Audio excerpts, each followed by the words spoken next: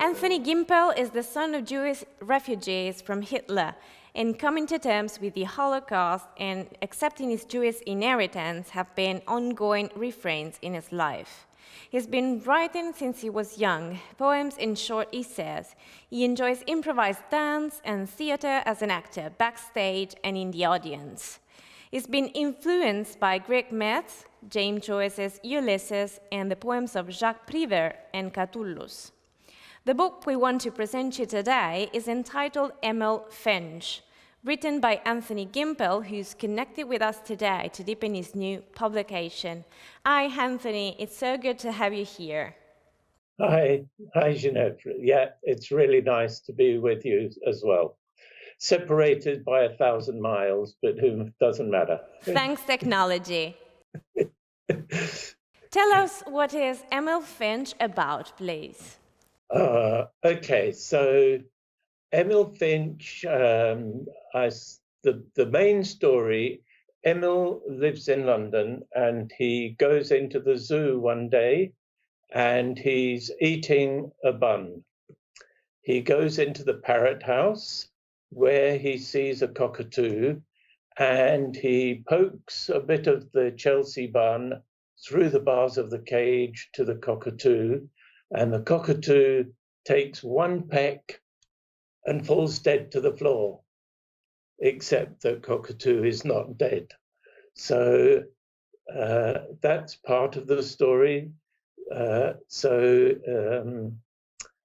part of the story is that right at the beginning of the book, there's a conversation with a very strange character who's just called D, a single letter D. And at the end of the book, the conversation with D is resumed. So that is where Emil comes to terms with what happened in the Holocaust. And that for me is the key of the book. But then there is also a love story because he meets this young policewoman called Melinda, and he obviously falls in love with her and she falls in love with him, but it takes them a long, long time to get together. So yeah, it's a very peculiar story. I don't know what genre it is. I find it a wonderful mix, actually. But what's the deep message behind the book? What's the key message you want to launch? Okay, the key message is revealed in the second conversation between Emil and this strange person, D. And they talk about the Holocaust. And D says to Emil, in years to come, the Holocaust will just be a blip on the horizon of history, and nobody will remember it. Emil finds that difficult to accept because so many people were killed. And then D says, come on, we're alive. What else are we going to do? Let's just celebrate. Let's open a bottle of wine and enjoy life as it is today. And Emil eventually agrees and they toast each other, l'chaim, to life.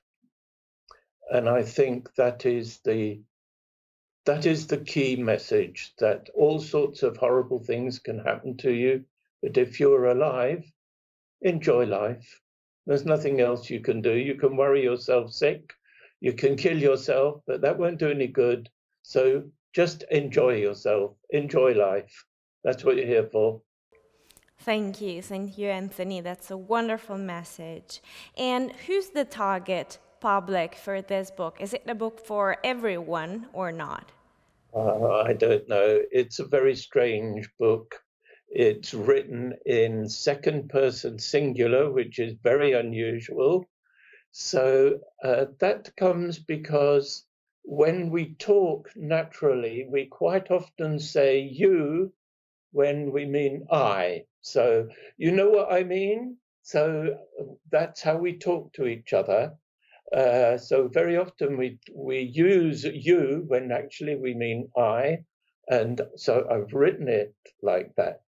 So Emil is you, but actually, is Emil you, Ginevra, or is it me, Anthony, or is it actually just Emil? And that's brilliant. Let me say it. How did you first feel when you were told that the book would have been published? Oh, I was really happy. I was really excited, and the message that I got from Ginevra Picani, your editor, that was so lovely. She really, I thought that was a very nice comment. Thank you. So that made me feel very happy. Yes, and I had another review from a friend of mine who is a writer, and she also liked the book because her comment was she reads thousands of manuscripts and she's never come across one like mine. That made me feel good.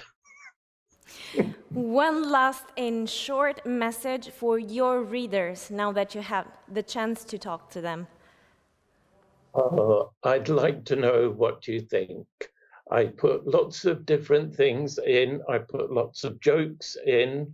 Cockatoo is a trickster character, and I love tricksters. And Cockatoo and Nelson, they are like two clowns. So it's like you're at the circus, and every so often the two clowns come in and muck about, and then they disappear again. So it's a book to be enjoyed. It's not an easy read, but I enjoyed writing it. Thank you, Anthony, for accepting our invitation today for your book, and we want to wish you very good luck. Thank you. Thank you, Ginevra. Emil Finch by Anthony Gimpel is now available in bookstores and digital platforms, a publication by Europe Books.